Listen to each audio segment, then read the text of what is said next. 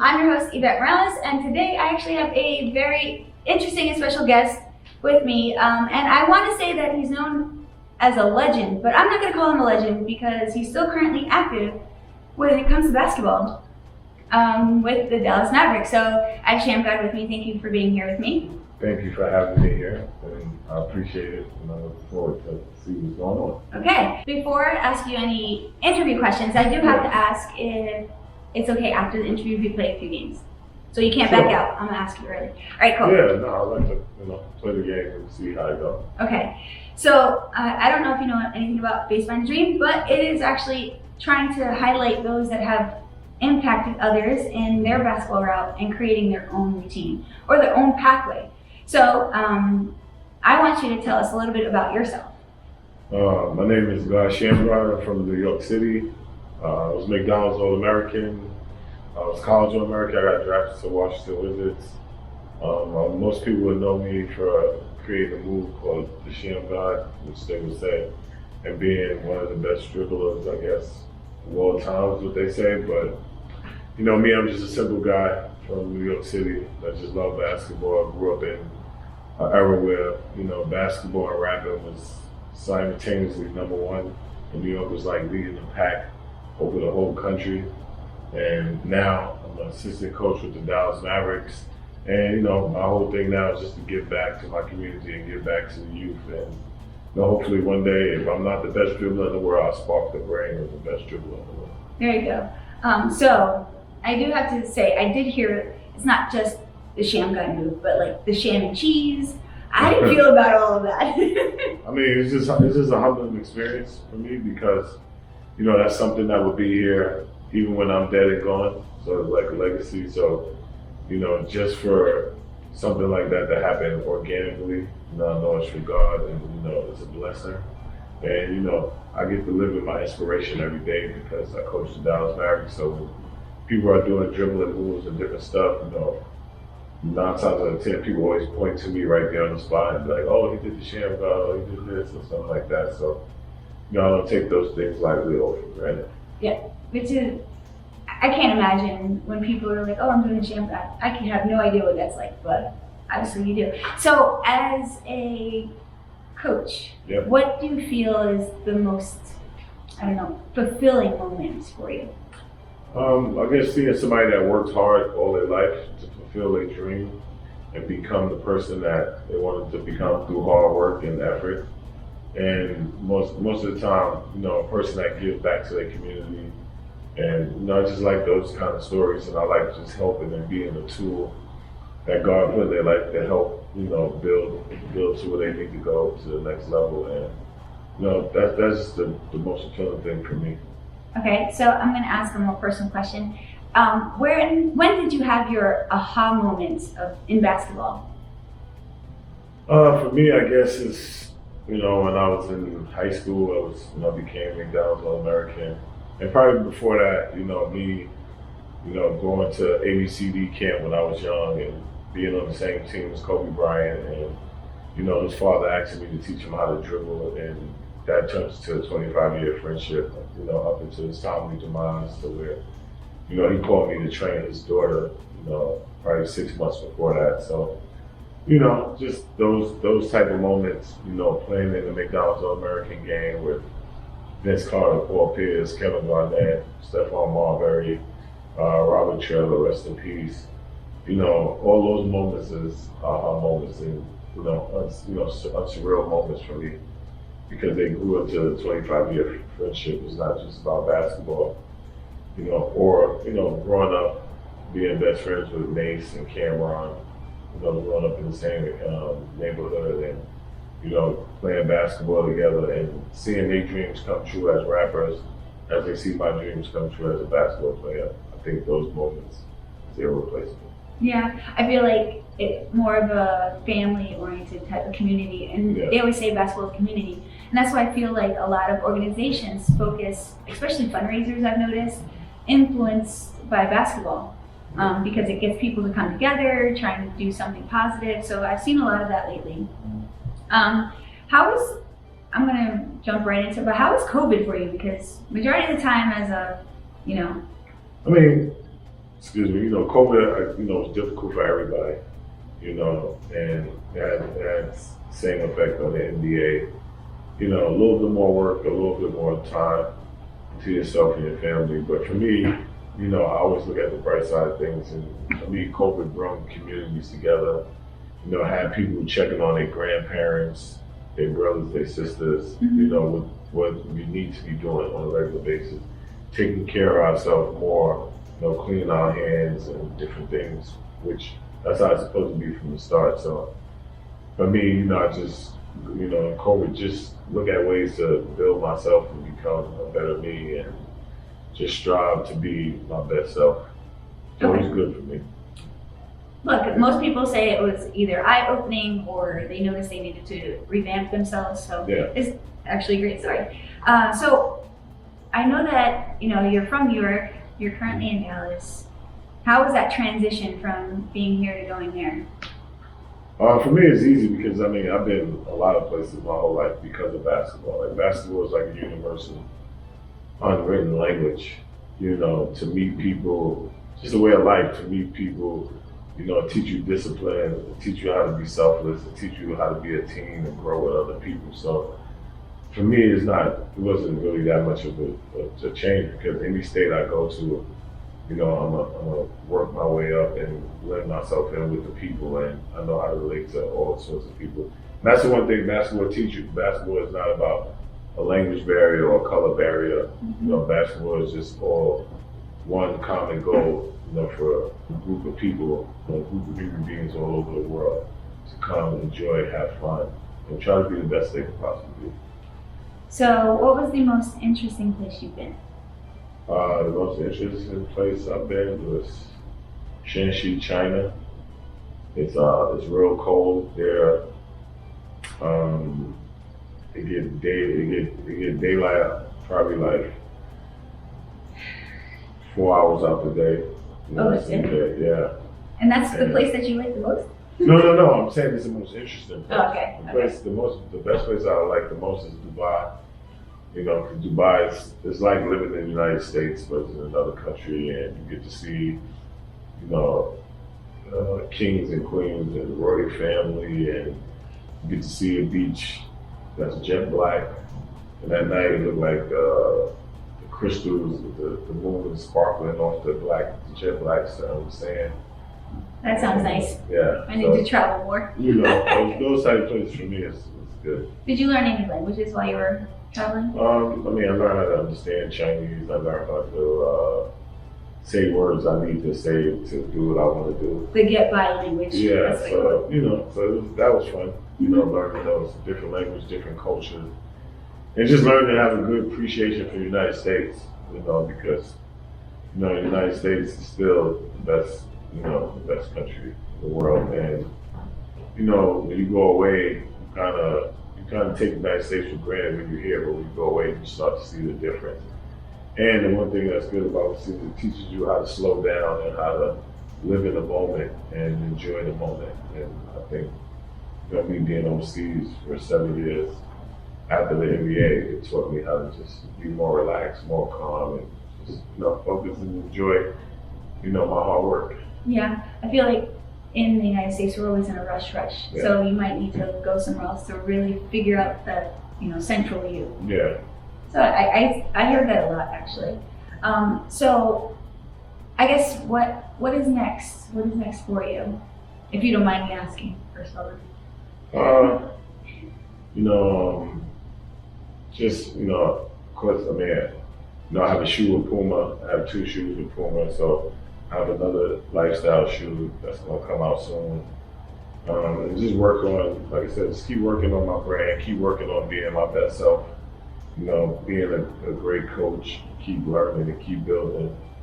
And, sky's the limit, and I just, wait and see what God has for me next and just, walk into it like I'm supposed to. Okay, and I guess I'm going to end off with this one question. And if it was to tell your younger self, anything, any type of word of advice or some type of motto, what would it be? I would just tell my younger self to be patient and just have faith. That's all. That things will work itself out if you do things with a good heart and work as hard as you can. You know, something, you know, I learned later. You know, but that's the only thing I would tell my younger self. It's nothing really else, because I feel my younger self, you know, worked hard, was a good person, and you know, sometimes a little impatient, but you know, that's what growth. That's probably the only thing I would tell my younger self. Okay. Well, obviously, thank you so much for joining me in this interview, but we're going to skip on to the games. You ready? Okay, thank you. Yes. All right.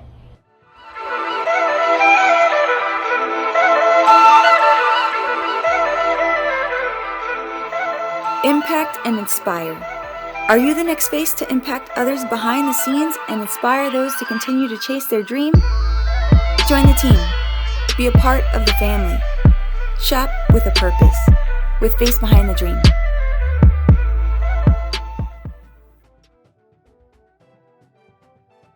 '87 NBA draft. Oh, Reggie Miller? You didn't even let me finish. Oh, I thought you were finished. Look how much he studies. All right.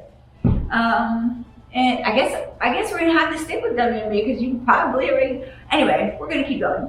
In 2012, the three-time All-American was named the AP Player of the Year and Most Outstanding Player of the Final Four in WNBA. Kansas Sparkle? Nope. One more chance. I said 4 points. That was one. In 2013, round one, first pick overall by the Phoenix Mercury.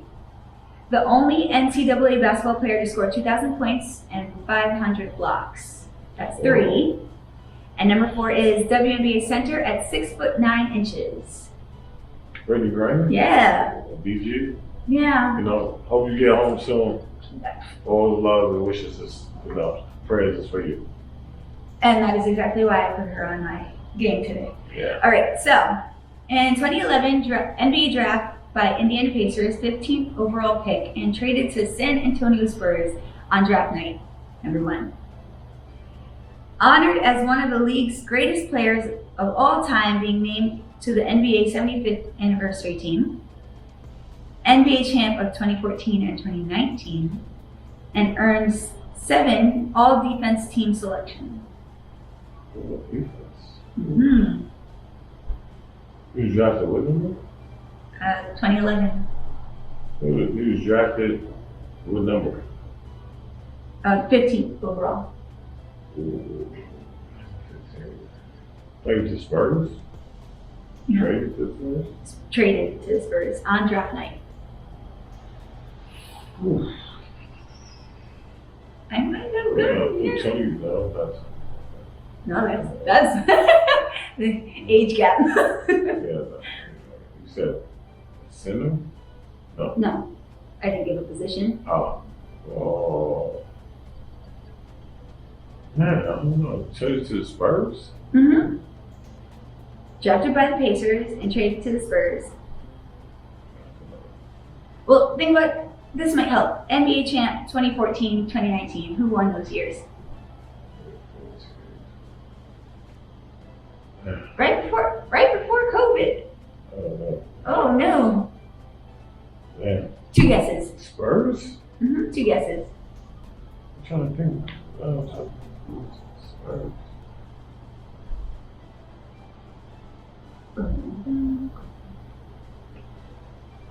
Spurs? Indiana. Boy. They top 75? Yes. 2. Spit it out. Top 75. Ooh. That came from the Spurs? Not Came from currently. Indiana. Yes. And they Well, played with the Spurs. played with the Spurs, yes. But not currently on the Spurs. So if you're thinking of who's on the Spurs right now. No. I'm just okay. thinking about the past. Mm-hmm. I mean, no. None of the number 1. Nope. Ginobili. Nope. Am I counting these? I'm gonna have to count it. It's No. Kawhi Leonard. Oh, Kawhi. Slipped. Oh, Kawhi. All right. So last one. Named NBA Rookie of the Year in 1986. Named one of the 50 greatest players in NBA history. A key figure for the New York Knicks, leading points, rebounds, blocks, and steals. And I'm going to hold out on the last one because I feel like the last That's one. you? Yeah, there we go. Because the last one was tagged as Hoya the Destroyer. Yeah. That would have been too easy, right? Yeah. All right. Okay, there you go. I got you on one. I know quad, that was tough. You still won though. You still won. Quad, All right. So we still have one more game to play, and I hope I win that one. Okay. Stay tuned, guys. Don't go anywhere. All right, so we are here, the second challenge, and it's going to be called this or that. So I'm going to give you two options. You're going to tell me this, that, and why. All right? So post moves or quick first step? Quick first step. Why? Because the way the NBA is with the new rules with freedom of movement, you can do a lot of things on quick first step, score, get fouls, pass the ball. And the post move, you kind of only got one option, and that's just to shoot the ball. Gotcha. Assists or rebounds? Assists. Because, assists make other people feel good that you're thinking about them, and you want them to score baskets, so they're going to have more activity if they feel like they're going to get the ball. Gotcha. That's actually a good answer. Defense or offense? Defense, because defense wins championships. Offense is more fun. So, defense. I like that one. All right. Would jump or speed?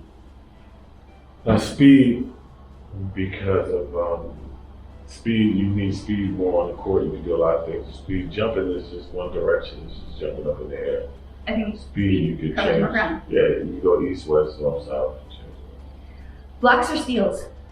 I would say steals because you have more chances to get steals than blocks. And it's more fun to get steals because you can get out and get dunks. You can get points, you can pass the ball to other people. Blocks, you can block it, you just go out of bounds, just a dead possession. I always say blocks does not mean that you actually recover the ball. Okay. Dribble or pass? Dribble.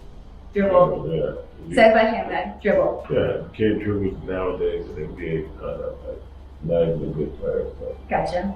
There you go. That's some word of advice. Would you rather have a player that has great teamwork or self-discipline? I would say great teamwork because we got self-discipline, but you can be selfish. Yes, I agree. Okay. Gosh darn it. We haven't argued on any of these yet. Now, maybe this one might help. So, the hot commodity of Michael Jordan versus LeBron.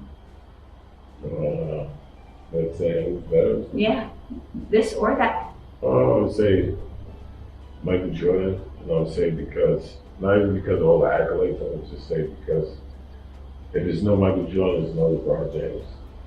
That is a great answer. That is a great answer. Okay.